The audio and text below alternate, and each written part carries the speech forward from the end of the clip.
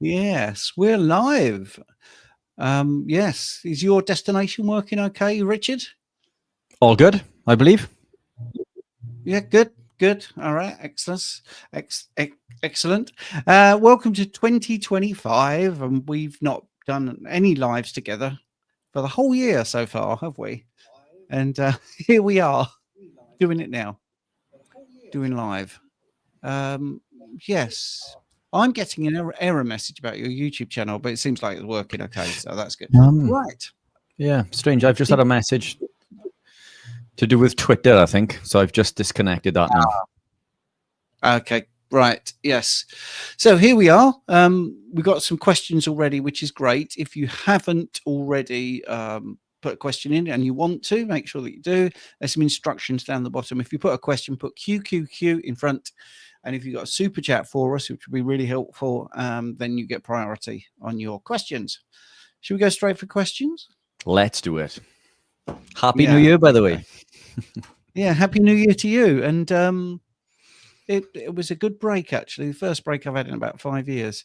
So, Paul, do you know Paul, by the way? Salvetera? I can't pronounce that. Not out of YouTube, but Paul is a fantastic follower of our work. So always appreciate it. Always there with the questions. Always first with the questions. So he's got question. Hello, 98% BBBE, which is beef, butter, bacon, and eggs. What types and duration of exercise to improve blood sugar? And that's an interesting question because any activity will increase your ability to metabolize glucose, because there are many GLUT transporters throughout the body, 14. But number 4 is the one that really responds to insulin and exercise and activity. It sits in the cytosol, but as soon as you start demanding more glucose because you're exercising, it translocates, goes to the membrane, and you can therefore get more glucose into your cells. So that's why activity, that's the mechanism where activity helps you to become more sensitive. Duration, well, I mean, 20 minutes, 3 times a week would do that. That's all you need to do. I think going to failure always helps. Actually working to the point where if you're doing resistance training, you can't do even a partial rep by the end of, say, a minute of one particular exercise. So, I mean, that's what I would do. A very general thing, but I'm sure, Richard, you can add quite a bit because, this is your bag. And at the moment, the reason you're looking like you've done a lot of training is you've just done a lot of training. So. Yes, I've just done something that I tell people not to do, and it's train beyond an hour. And we'll get into that as we go along. And there are reasons for this. Yeah, I completely agree. Any type of training is going to increase the body's ability to utilize glucose and lower blood sugar. The more muscle mass that we have, the better we are at controlling this. So, I would say, as you just said, to maybe gravitate into some form of resistance training. The more muscle mass that we have, the more of a sink, if you like, that we have to store glucose. So any form of exercise, but incorporate some resistance training. What I would suggest also is to do what I haven't just done, and try not to train beyond an hour. The reason is for this: once we start to go beyond an hour, we can increase the level of cortisol, which can be absolutely counterintuitive. Cortisol plays a role in gluconeogenesis, which is the production of glucose, which is essential when we are carnivore, by the way, because we do need glucose. So that there are at least 2 cells that we know of that need glucose in the body. So cortisol isn't the demon that it's made out to be. It is an essential pathway. It is something that we need. It's not something that we should be feeding, but we don't want to overexpress cortisol. So resistance training, 45 minutes to an hour, 4 or 5 times a week, maybe, depending on where you are. So again, it is different. If you're new to lifting weights, then, one session in, which maybe could last maybe 20 to 30 minutes, may be enough to tide you over for a better part of a week. Because the first time you introduce any form of exercise, you'll find that the recovery is going to be pretty long. And I've noticed this because I've recently gravitated into high rocks training. So something completely new to me, and my body's paying the price. All fun.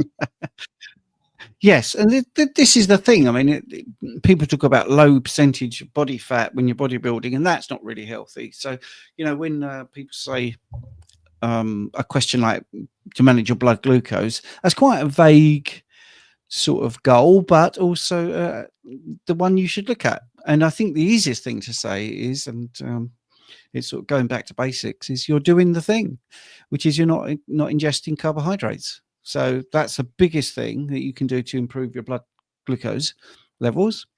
So I think you're just doing the right thing. Hopefully that answer was great. Zinc, who we met in 2024, way back, last year, at that Healing Humanity gig. Zinc 316, good to see you again. Hope you had a nice Christmas and New Year. I've recently incorporated too many syllables in that. OMAD, 1 meal a day, as I don't feel hungry throughout the day. I've also just completed my first 48-hour fast. Do you incorporate extended fasts? If so, how often is advised? 48 and 72 hour. By the way, we've had a super chat, which I should definitely mention, which is really great. We've had 2 actually, so let's just put those up, and we'll come back to Zinc's thing. So Sue, thank you for the $6.99 CA dollars, which is great. Thank you for the support, really appreciated. And Ribeye Rob, Happy New Year, Stephen. Oh, you must have upset him. He hasn't said Happy New Year, Richard, as well. Well. I'm only joking. Oh no, he has. Look at this, and also Happy New Year, fantastic! Richard. Thank you very much. I take it all back. And in fact, I think Ribeye Rob was the first one to say he was here and present, if memory serves me correct. Now I can't go back, but yeah, I'm sure he was first, ready, chomping at the bit. He was. Probably, yeah. He fantastic. was. Yeah, brilliant. Thanks for the super chats. Right, let's get back to that question. Extended fasting. So the first question is, do you, so that's us, I guess, incorporate extended fasts? You can go first, Richard. Yeah, I do, although I haven't for quite some time. Again, when people ask me, do I fast? I say no. But the reality is that I quite often go 18 hours without eating food, but I don't count that as fasting because I tend to eat intuitively. The last time I probably fasted was when I was unwell. So any form of virus, I'll fast 48, 72, for example. I do believe that fasting at 72 hours is top end of optimal. There's something called max autophagy. This is why we fast, is for autophagy. But the benefits of autophagy can be achieved just by living a ketogenic or carnivore-based lifestyle. Just by living this lifestyle, we reach autophagy, mitophagy, brown fat activation, BDNF activation, and all the other fantastic things that we gain from fasting. For someone coming from a carb background, it would take them 5 days to reach max autophagy. But for you and I, it's about 48 to 72 hours because we're already in that place. But we're always performing this. And it's like a seesaw, if you like. AMPK, or fasting, versus mTOR. We quite often think of it as being an on-off switch, but they're both active. It's just one predominates. Think of a seesaw, and one is elevated, the other one is decreased. But we benefit from all of these things just by being ketogenic. So I don't feel the need to fast so much anymore. If I'm unwell, I'll fast.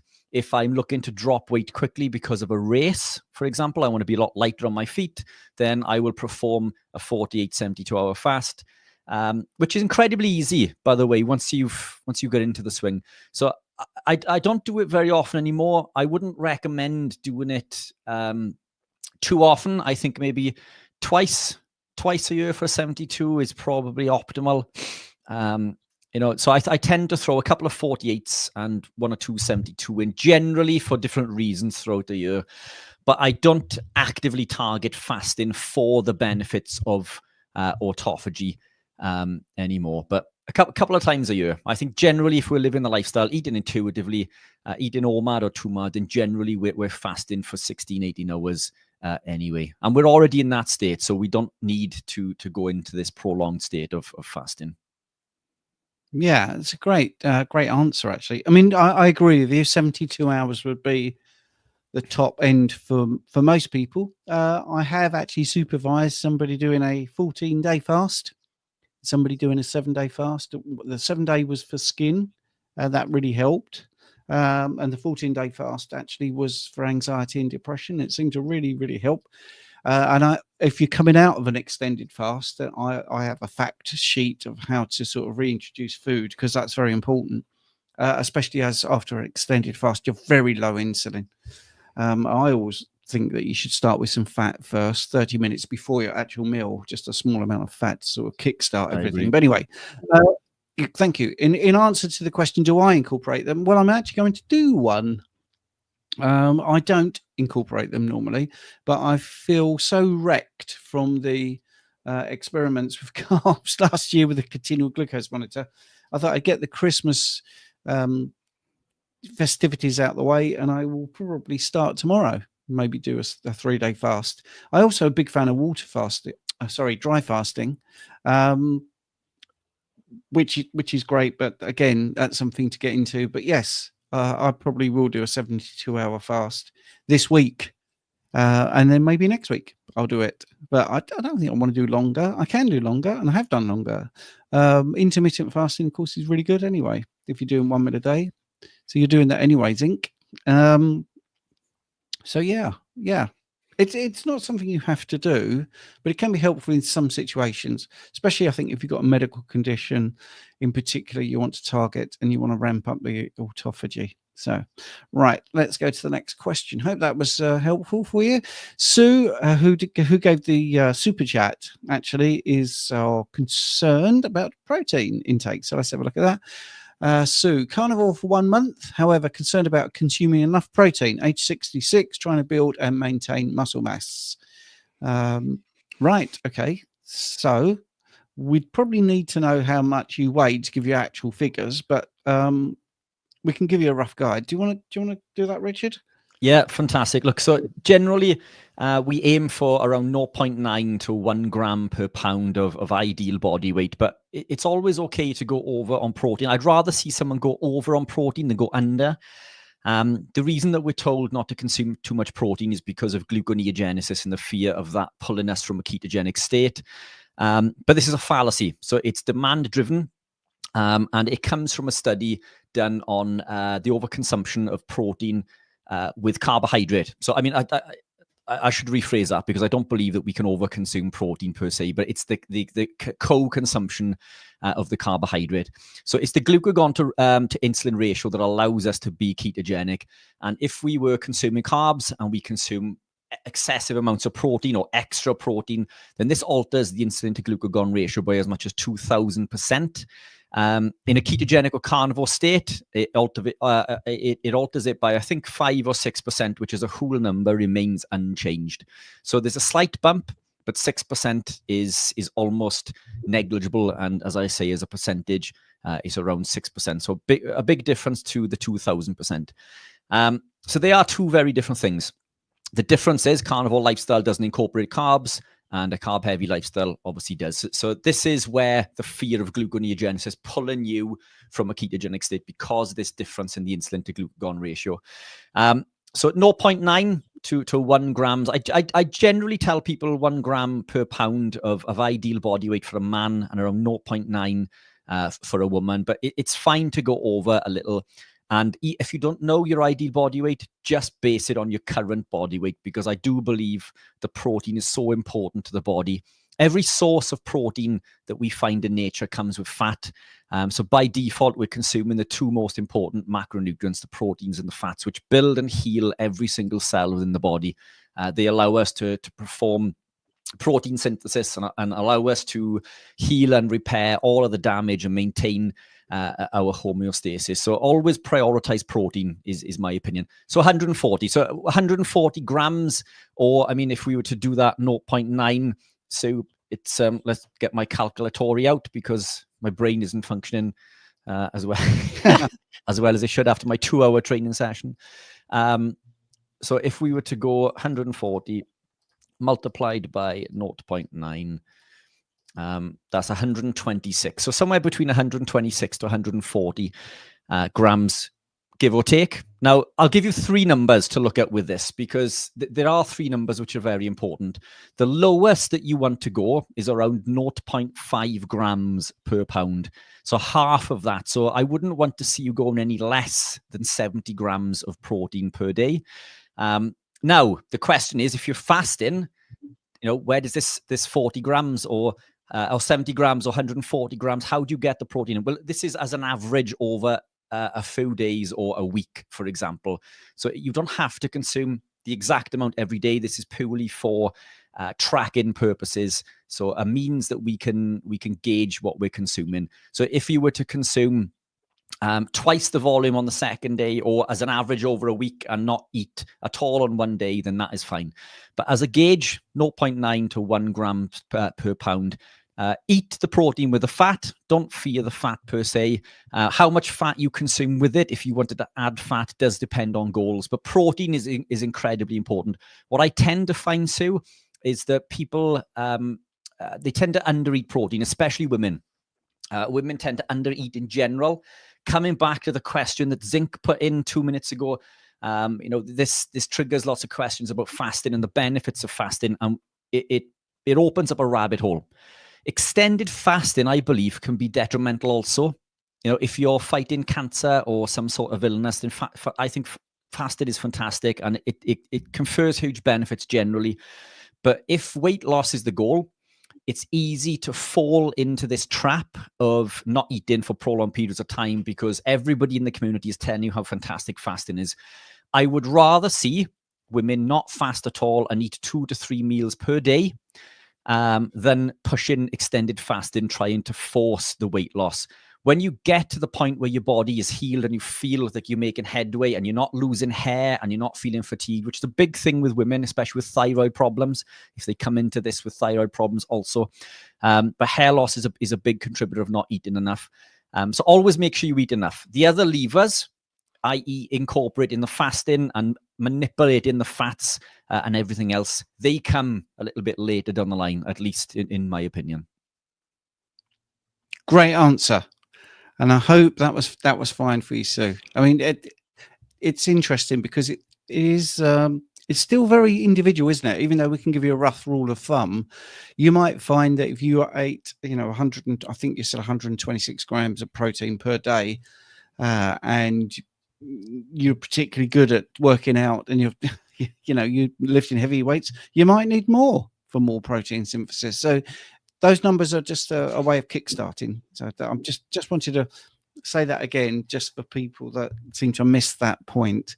We do know that it is individual and based on other things like your activity, like your existing muscle mass, actually, and also your bone density. So there's lots of other things. But anyway, good guide, Richard. Thank you. Reflux sucks. Hello, I've been carnivore for over a year now for digestive problems, but recently found out I have Hashimoto's. My naturopath says it's a scientific fact that thyroid needs carbs. Confused? Well, it doesn't. Yeah, just get them to send us some studies that prove that, because there's no essential carbohydrates at all. Essential means you can't make it in your body, you have to eat it. So you have to eat protein, because we can't manufacture protein out of thin air.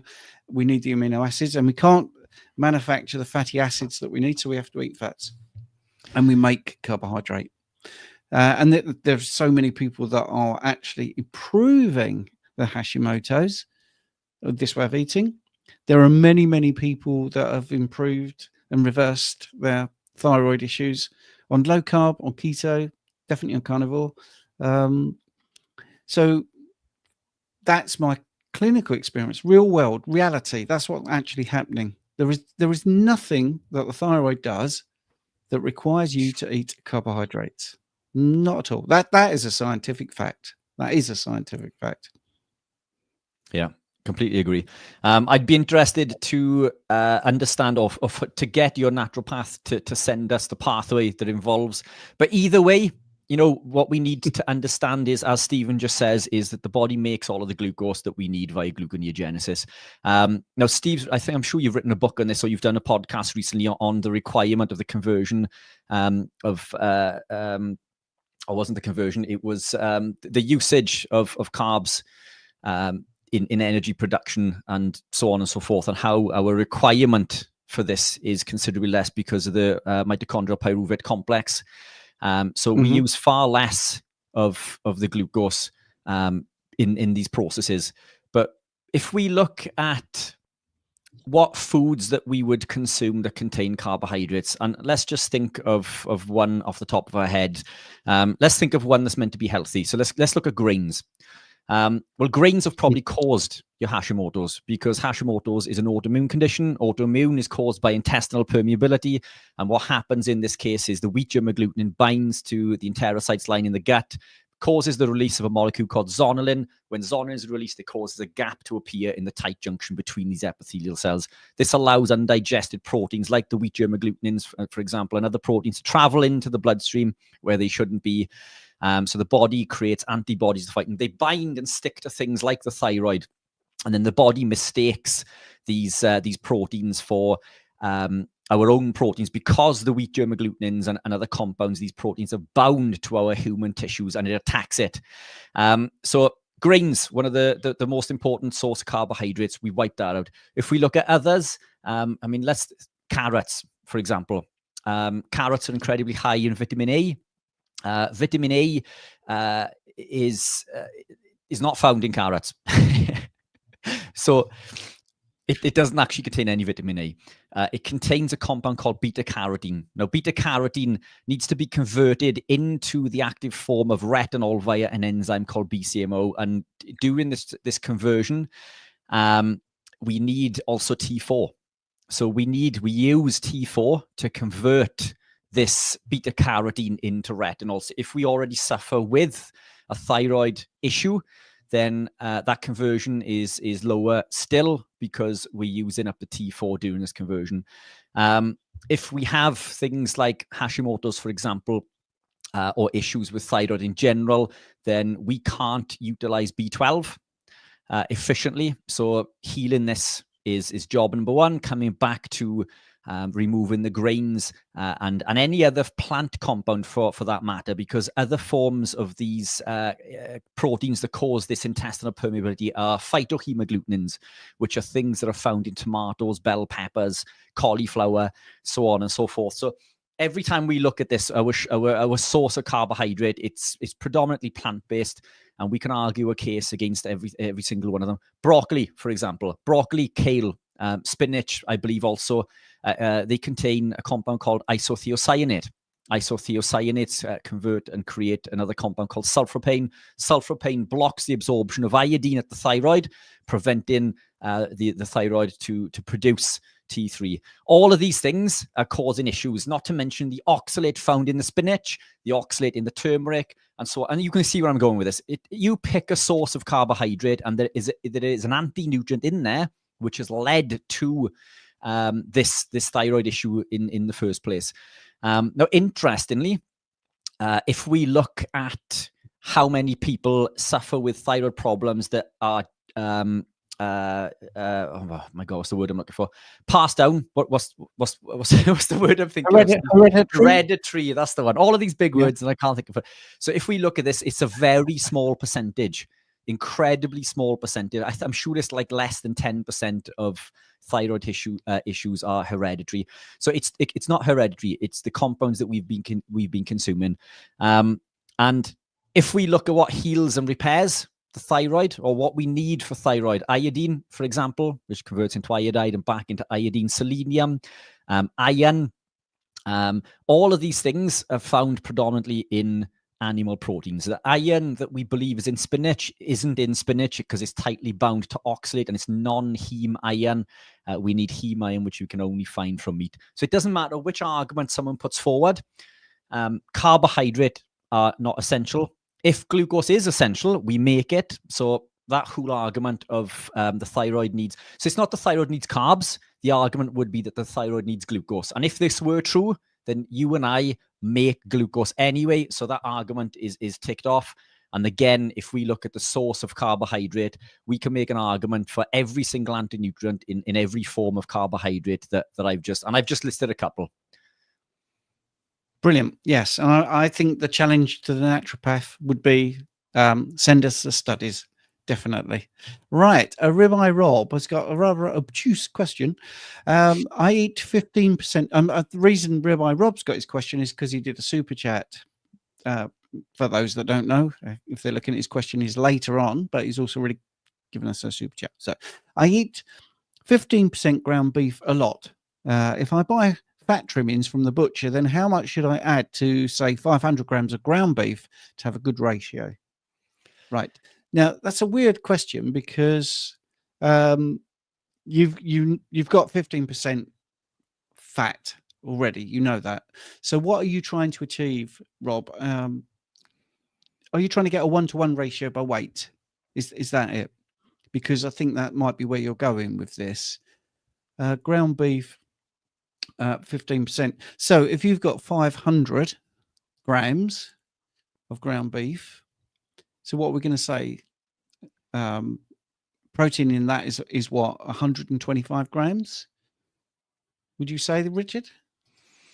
500. I'd divide that by this is my technique. I've got my calculator up.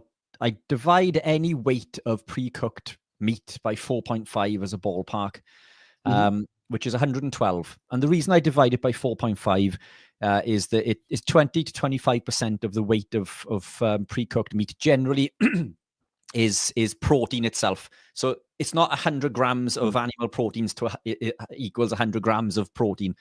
It's somewhere between 20 and 25%, but this does change depending on the source and the cut. So I run that generally.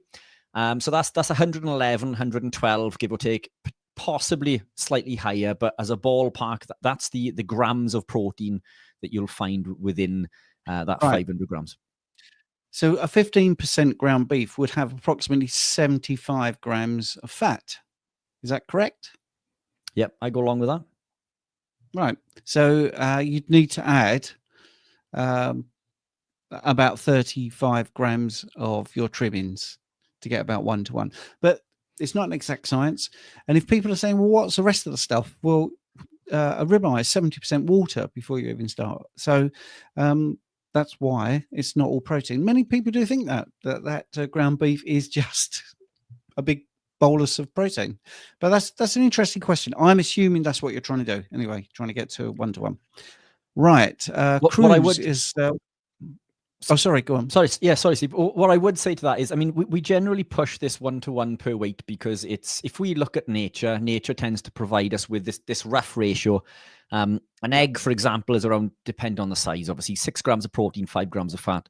If we start to look at other animal proteins, it can vary slightly. Generally, in my opinion, it seems to be like a 60-40 split or a 55-45 split. So I wouldn't be overly concerned with getting it to a 1-to-1 ratio exactly. And I think it's important always to look back at how we've evolved, because whenever I question anything, how did my ancestors live? How did they do this? And coming back, this brings in the fasting, because we were forced to fast because we were out without food, so on and so forth. But when we caught an animal, we would eat everything within that animal. The knuckles on the bone, we would drink the blood, we'd eat the organ meats, we'd eat the muscle meat. Now, the animal predominates muscle meat, but every cut and every part of this muscle meat has a different ratio of protein to fat. And then the muscle meat tends to have even carb. So there are some carbs in the muscle meat, in the organ meat, sorry. And it's, if we look at the animal as a whole, it means that some days we would have been consuming a higher level of fat than protein. Other days it would be less. Other days, we'd be consuming fatty cuts of meat, and other days we'd be consuming lean cuts of meat. So I try to mimic this in my day-to-day life, which, and by this what I mean is, when I go to the butcher, I will buy chuck steak. I buy chuck because it's cheap. Incredibly cheap. It's about half the price of rump, and I'll buy loads of it. It's generally what is made into mince, but it's the higher fat percentage. If I'm there and the butcher has offcuts of lamb fat, I will also procure this, and I will just pan fry chunks of fat. And I think this is absolutely awesome. I genuinely don't understand why people don't like eating chunks of fat. I think it's the best thing ever. Anyway, So that day, it means that I've had an incredibly high fatty meal because I've had the fat on my beef and I've had the fat trimmings from the lamb that other people didn't want. So I may do that for 1 to 2 days. And then the next day, I may eat something lean. So I may have a leaner cut, like skirt or something. I may have, it may even be chicken breast. I do eat pork also. I tend to eat chicken and pork far less. Other days it'll be lamb. Some days it's fatty lamb. Other days it's lean lamb. So I try to alter the days in which I'm eating, high fat and lower fat. I try to mimic what my ancestors, what we would have lived during our evolutionary period. So I think it could potentially be counterintuitive unless you're eating high levels of fat for a reason. So, you and I, good friend of ours, Andrew Scarborough, he needs to make sure his ketones are at a certain level because of his cancers, which he has none anymore, but he uses this to keep it away. So he supplements with ketones at MCT and he eats a high fat diet, incredibly strict. But if we have this requirement, then fantastic. If we are training extensively and our energy requirement is higher, then fantastic. We need these higher cuts. But beyond this, I think it's important to mimic the way that we would have evolved. So don't always chase the higher fat. I'm a big believer in this. I try to mimic how we would have lived through our evolutionary period in regards to the ratios of fat and protein. Yeah, that's great. And I think I saw a nice meme, as they say, which is said LCHF, low carb, high fat. You don't need HF if you're already HF. So I thought that was quite funny. Couple of super chats. Cruz here, thank you, $10. Happy New Year, Stephen. And I think Cruz has also said $10. Happy New Year, Richard. And Thank thanks you. for all we do. Happy New Year to you. Really, very nice.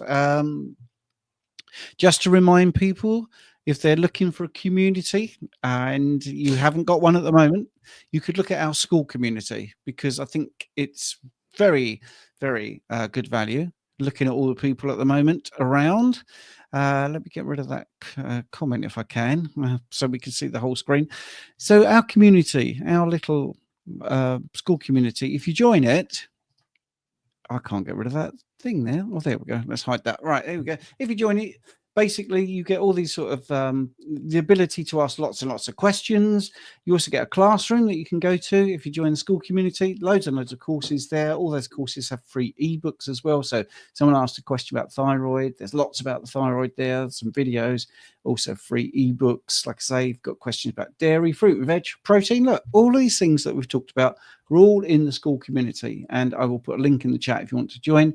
And then the calendar that fills up. So for instance, we've got the live right now. We've got another one at 8 o'clock for members only, and then we've got a members only one tomorrow, and this calendar will just fill up. So there you go. If you want to join that, I'll put a link in the chat right now. So we'll stop that share. We go back to the questions, and I'll put the link in the chat while Richard does the questions. So let's get to that. Oh, wow, there's so many. We do give you full and frank answers. So if we don't get your question answered, you could, like I say, join the school community. We've got another half hour later. We stop here at 8 o'clock, and then you could join there. And we've got another hour tomorrow to pick up on the Slack as well. So, right. Gazamongo 1. In his latest live stream, Harry Sopanos said going to 4 grams per kilogram of protein would get a person shredded. Can you speculate why? Unusually, he didn't elaborate. 4 grams. Harry, yeah, I mean, you're looking at per kilogram, so the calculation is 2.2. To divide 4 by 2.2, he's probably got around 1.8. So again, it's probably close to Richard's recommendations anyway. So I think what he's saying there is, I'm sorry, go on, Richard, you're going to say. No, go on. I'm just trying to work this conversion out because it's in kilograms. So as you say, it's 2.2 pounds to the kilogram. So that would be 2.2 kilograms to the pound. 2.2 pounds Because per if kilogram. if you're 75 kilograms, you're 100 and something pounds, aren't you? So yeah, so 2.2 multiplied by the 4 per kilogram. no, we need to divide. So if you It's were divided, 140, if you were 140 pounds in weight, divide that by 2.2. What would you be in kilograms? So let's have a look at 140. So that would be 70 kilograms, wouldn't it? Oh, give or take. Yeah. 140 divided by 2.2. 63 multiplied by 4, more or less. So 254. So that's a lot more than we recommend. Yes. So almost double. Yeah. So I mean, 140. Yeah, it's over 100 more than we would recommend, give or take. I've experimented on all sorts of ratios of protein. Protein isn't the lever that shreds us. That's not the lever that gets us to this. Fat is the lever.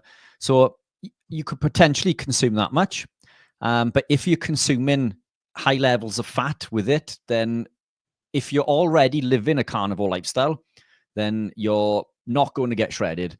If you are someone living a high carb lifestyle and you implement those and you become carnivore, then because of the lack of expression of insulin, which is what governs fat storage, by the way, it's biologically impossible to burn fat when insulin is elevated. So if we gravitate into a carnivore lifestyle from a high carb lifestyle and we eat that level of protein, then you will melt away X amount of fat over a certain period of time, and it will enable you to become a lot fitter and healthier. But to get to this, which is what I class as shredded, i.e. 2%, if I was consuming the fat with the 254 grams of protein, I would not be achieving that 2% body fat. In fact, I did the opposite with this. So I went down to maintenance protein, which is 0.5 grams per pound. So that would be like a quarter of that amount in protein, and I was consuming as close to zero fat as I possibly could. This isn't healthy. I'm not telling you guys to do this. I'm just giving you my protocol, which allowed me to shred a tump of body fat in order to compete professionally in bodybuilding and become British and European champion.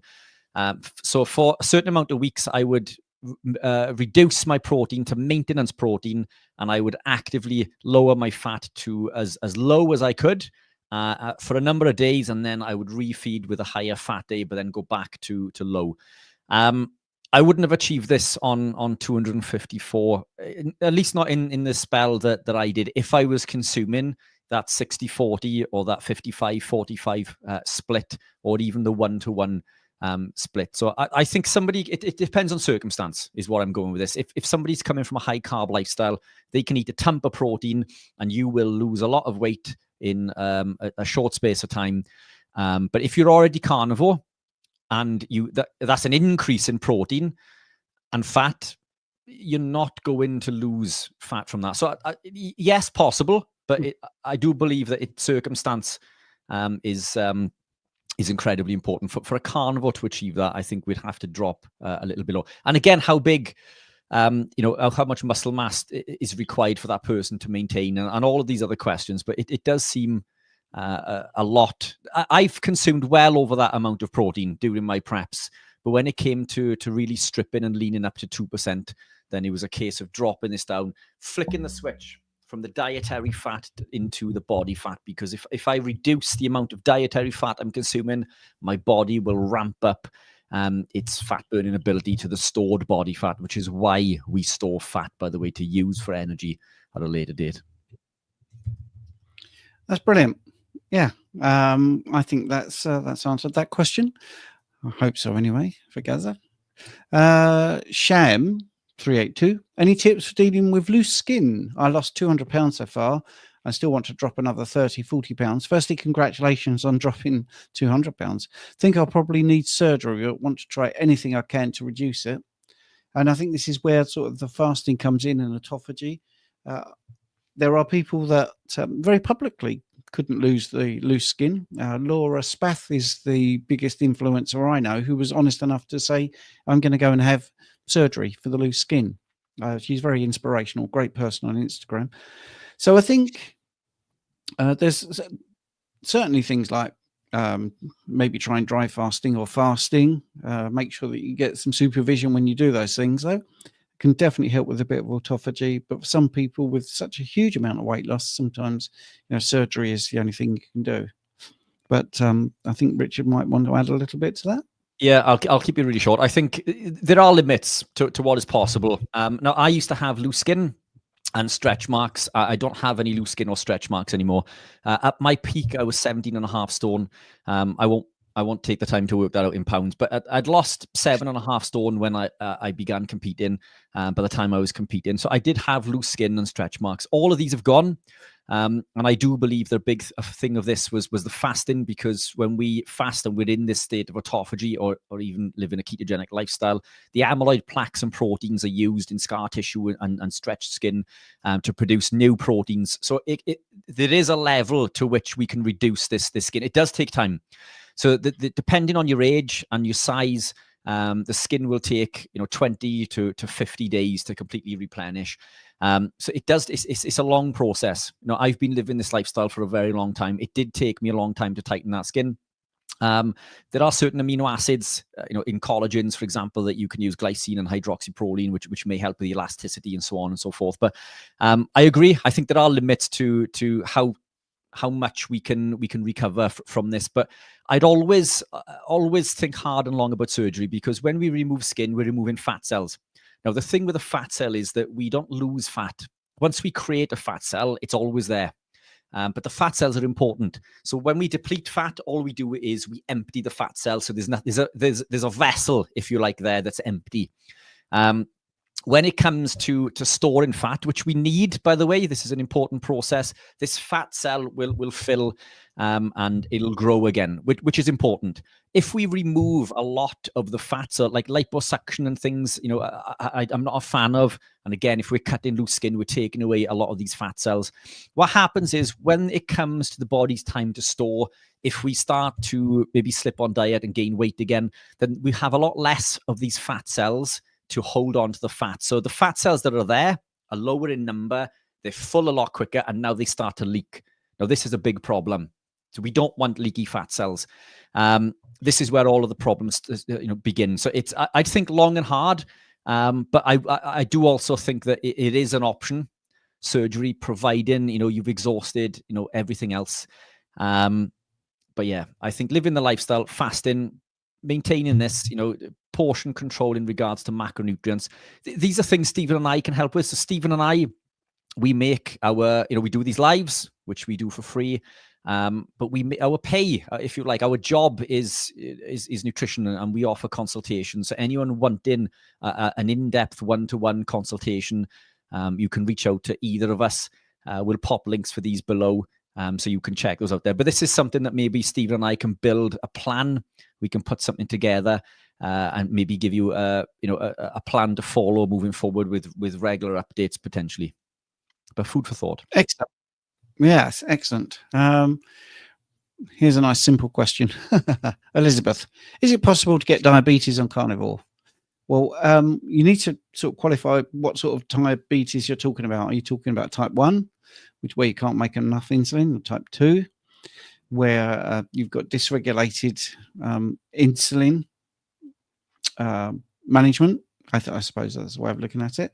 But if you look at what diabetes is, it's chronically elevated, persistent, chronically elevated blood glucose levels. And what does that? Well, carnivore doesn't. What actually does that is eating too much carbohydrate. So it's difficult to get diabetes on carnivore.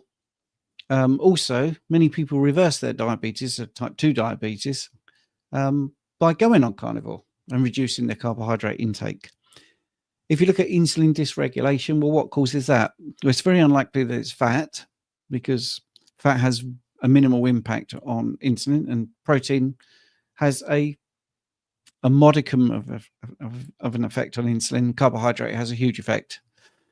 So to me, is it possible to get diabetes on carnivore? I think if you did, I would be very surprised if it was carnivore. I would think it was some other thing. Maybe you've got a problem with your pancreas. Maybe you've got a problem with, insulin production. Maybe you've got a problem with just basically how your body is managing its insulin. So I can't see it personally as being causal in diabetes. And obviously type 1 is completely different, where your pancreas is not making enough insulin. But even that is managed better without carbohydrates. So I don't think it's possible. I don't think carnivore would be the cause if someone wasn't carnivore and started to get diabetes. 15 years I've been doing this, and 10 years of it has been low carb, keto, and carnivore. I'm a specialist practitioner in obesity and diabetes, and I've yet to see anybody get diabetes eating low carb, keto, or carnivore. I've never seen it. And the first 5 years of my life was absolute misery when I believed in the high carb was the way to go, because I didn't see anybody get better, not one person, except the ones that were ignoring the advice I was giving. And all of those, every single person had gone low carb. Every single person reduced the carbohydrates, or gone on to Atkins, because that's how old I am. And people saying, "Oh, I'm doing Atkins, that's why it's working." So yeah, small question, but it's a big answer. But I can't see it myself.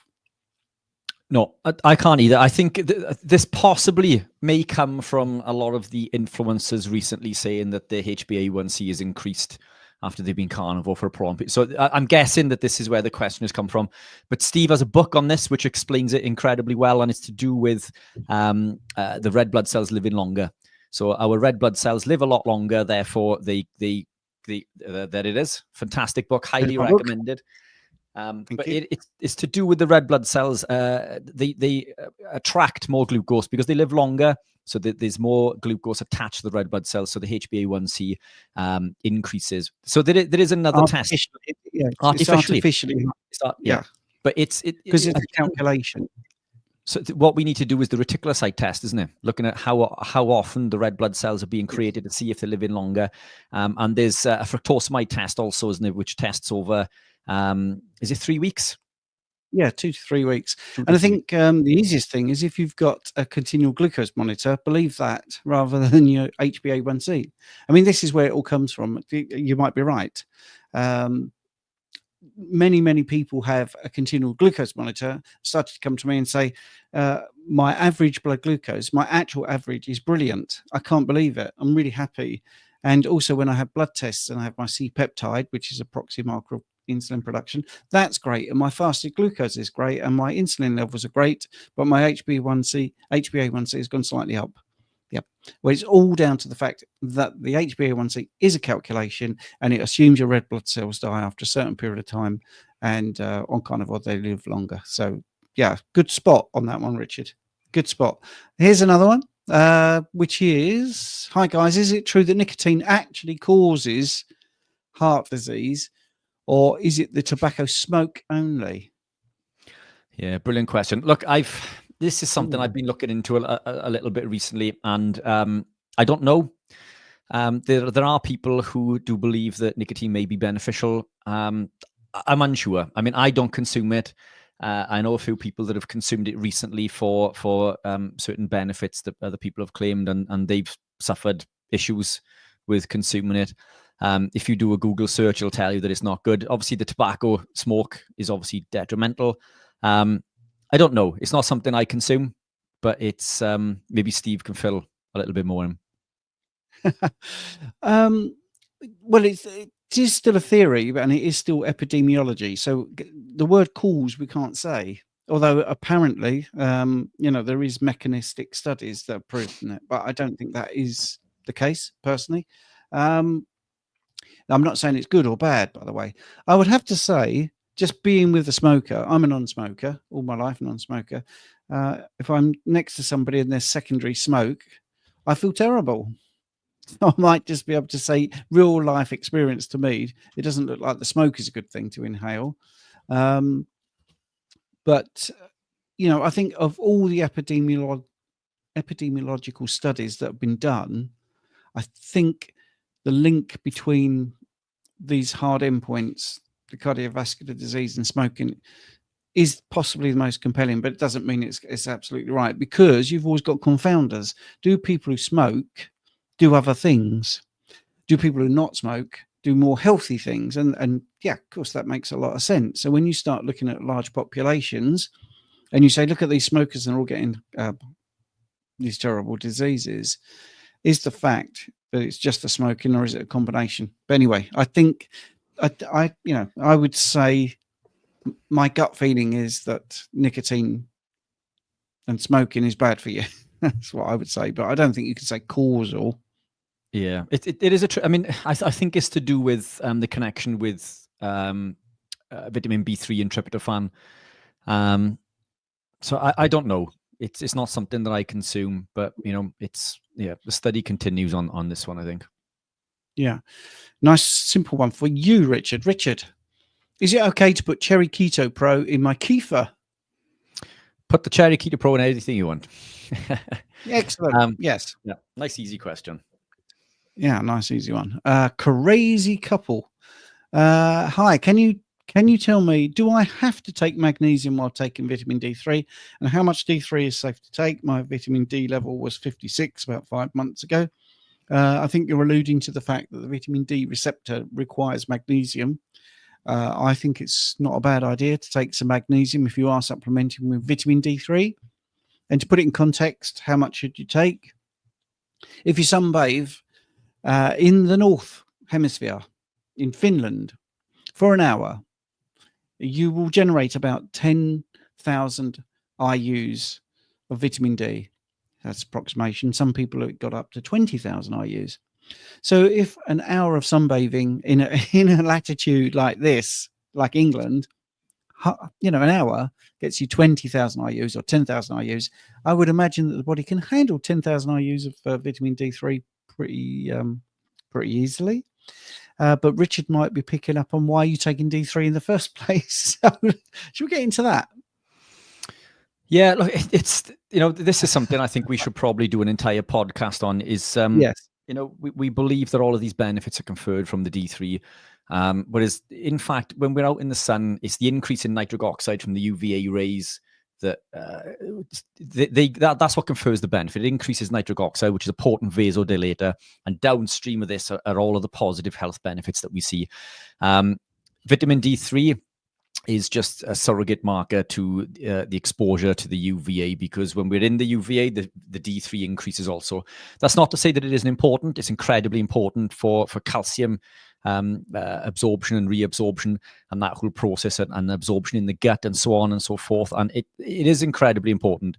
But I just think that we get too lost in pursuing the consumption of D3, when in fact it's the UVA, the nitric oxide, which is where most of the benefits are coming from. So that doesn't seem excessively low to me. Yes, on the range, is probably towards the lower end, but vitamin D we can obtain from animal proteins.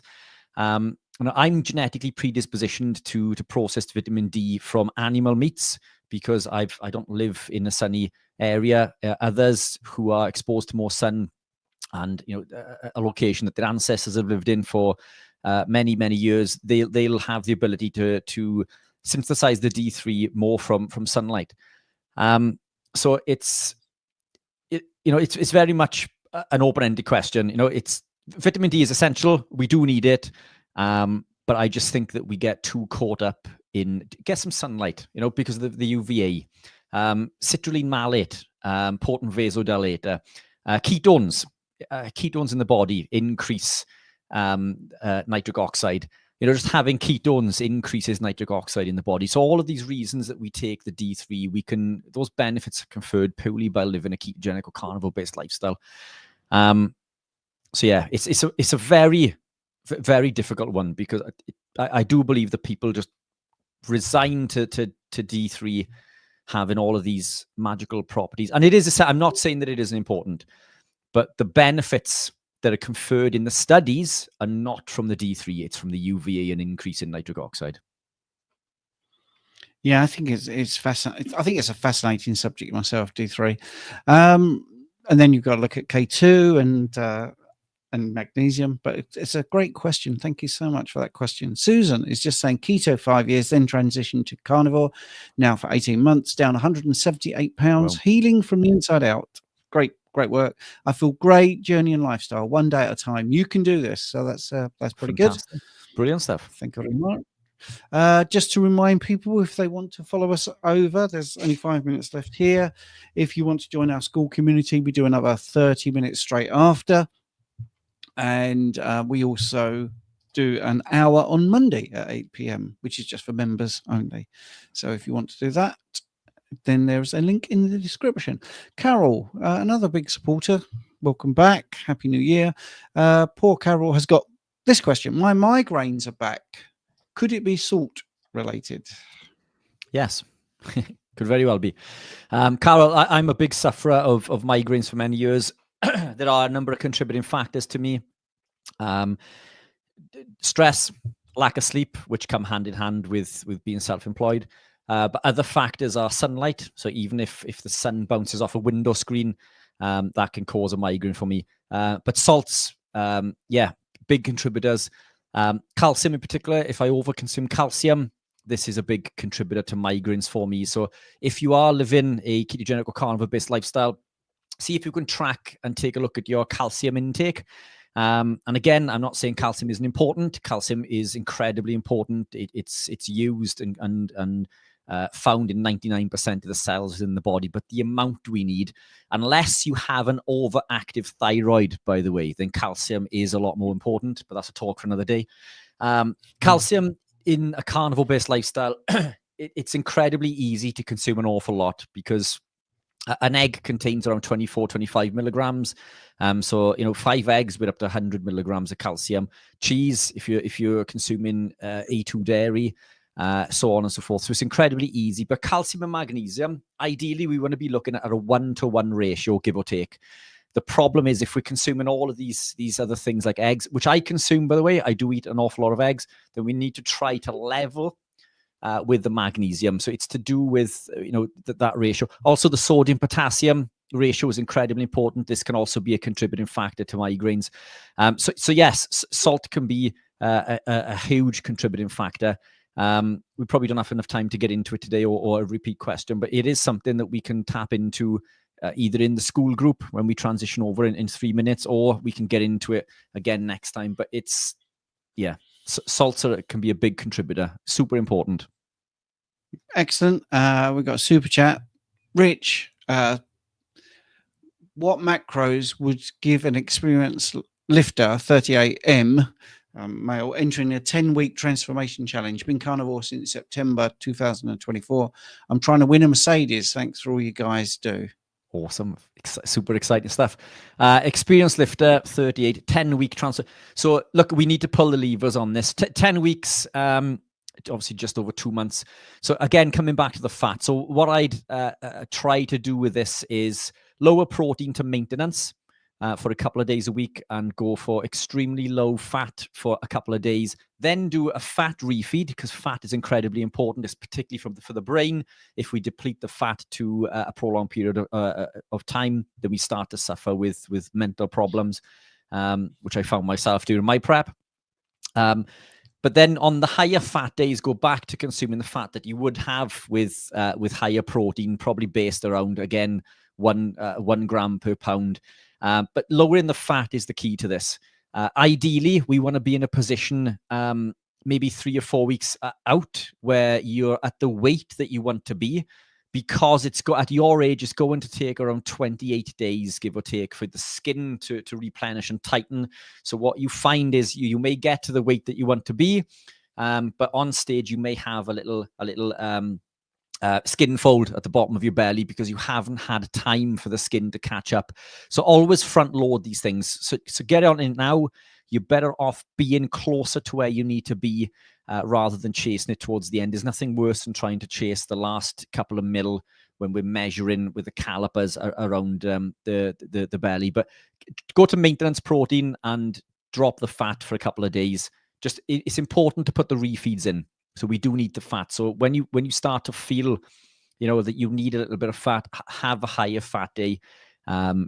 there's no set protocol in regards to how many days of the week you do this. I've pushed it for a prolonged period of time, which I don't recommend, by the way. It's not healthy, but if you want to achieve these fantastic things, then we need to be willing to push the boundaries and go to these extremities in order to do so.